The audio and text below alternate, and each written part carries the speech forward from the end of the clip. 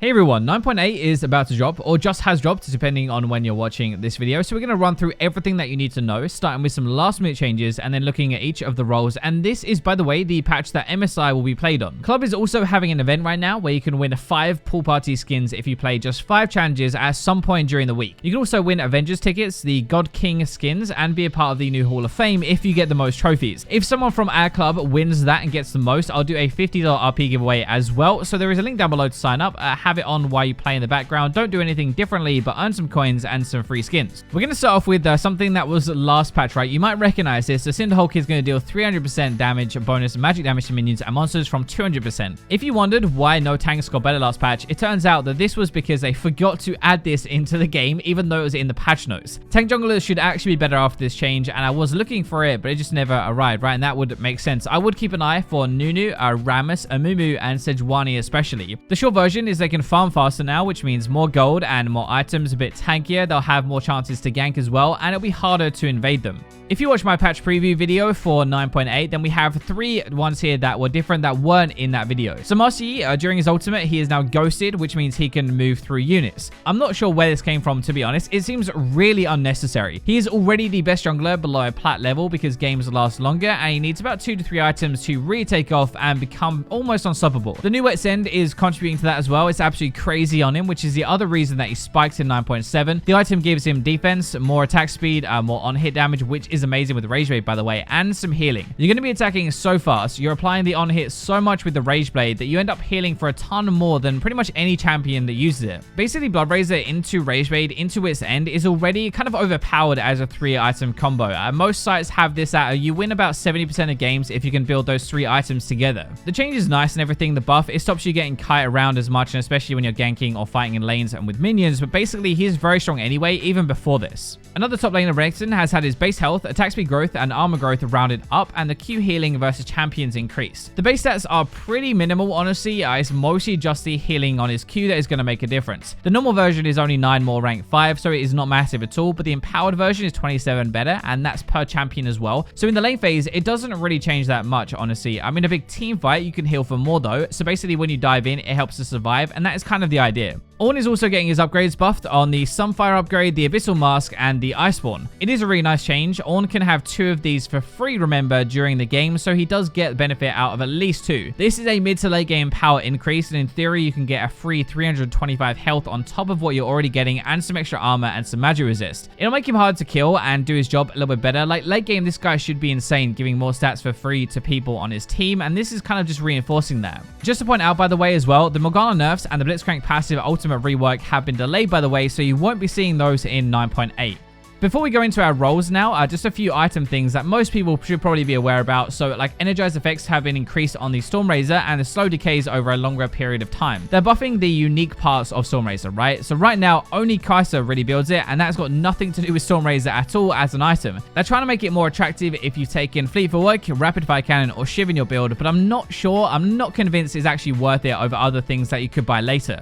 Build towards Cutlass and Blade Throwing King are also going to be 100 gold more expensive on this patch, and now 1600 and 3300, but the Gunblade is unchanged. So last season they reduced the cost of this to make it a bit of a better choice for AD carries when they were a bit on the weaker side. But now they're not weak though, they're pretty strong. They're making it more expensive and harder to get early into the game. The Cutlass is 100 damage, by the way, on its own, and is slow as well, which is a huge item pickup, and it makes getting kills a lot easier. That 100 damage is about 10% of the enemy AD carry's health bar gone straight away. Point and click, you can't miss it, you can't mess it up, and slow even means more follow-up damage after. The last item thing is Bramble Vest and Thormail Grievous Wounds duration from being attacked increased to 3 seconds from 1. This is pretty nuts because it applies whenever somebody tries to attack you, so if they want to kill you, they have to have this debuff on them. More than anything, it's a way to counter champions relying on healing in their kit like a Fiora or an Aatrox, and champions to build a lifesteal like a Riven or a Vayne top lane. Now, most of the changes here are similar to what I showed you last week in our 9.8 video, so I've grouped them into the roles if you would like to skip. It's jungle first, mid, top, AD carry, and then support with a rune change at the end. So jungle's pretty big. We've got a lot of different stuff. So Amu's passive damage has been increased, Q cooldown decreased as well, and he now follows enemies hit by his Q if they move while he's mid-flight. This is one of the ones that I said to watch, really because of the Cinderhulk change as well. That buff is going to help him clear, and he should gank a little bit more, and the build is Cinderhulk into AP for most of it. He's got a very, very poor early game, by the way. He's very easy to kill. He's a slow farmer. Ganks are not that good, but his team fight is amazing. It just doesn't often get to that point in the game without a massive deficit. These buffs will make him better at killing stuff, better building AP as well, better in AP teams, especially with like a Vlad or an Orianna or something like that, and more reliable. This Kane change should also be a really big one. His E cooldown has been lowered to 8 seconds when you're in your Shadow Assassin form. We're going to see a lot more of this now, I guarantee it. Mobility is the main difference between him and other assassins. He zooms around and one-shots people before he can really do anything, especially with mobility boosts. This is letting him do that more often, ignoring walls, getting off good flanks, and ultimately he'll get a lot more kills because of it. The cooldown on this is normally 21 seconds, by the way. Late game it gets down to 13, but that is a huge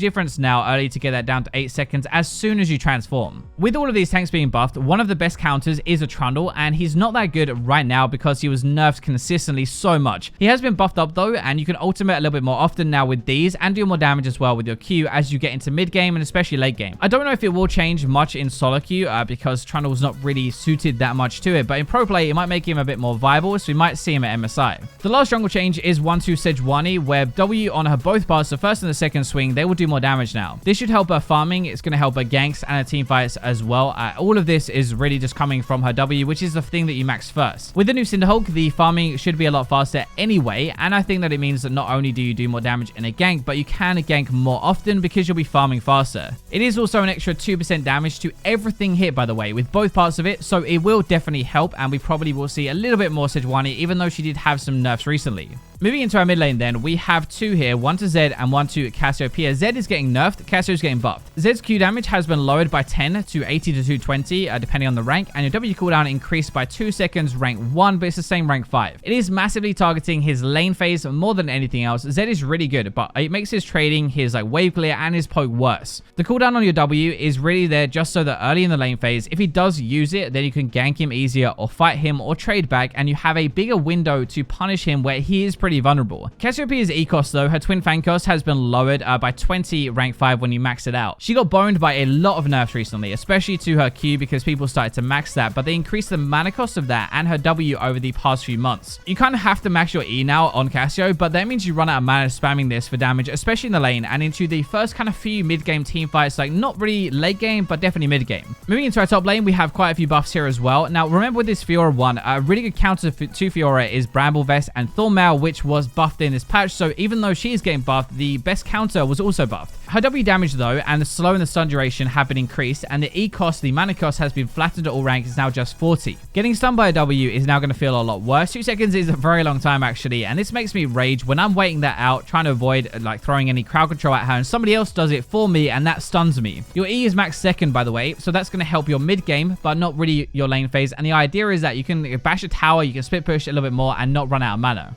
The null buffs here are actually really good, honestly. His ultimate cooldown has been lowered to 90 to 30 from 120 to 80. So 30 seconds off rank 1, which is great, but 50 seconds off rank 3. You're going to be able to all in a little bit more and also kind of poke, or like kind of both, I reckon. Like it gives you more threat when you transform, right? Because you should have your ultimate basically every single time you're mega, now later, a mid game as well, and probably every other time in lane phase. Even if you poke a little bit before with like your auto attacks and your W and stuff, you transform, you go in, you ultimate them into a wall, stun, and then run away. That's actually a really good trade.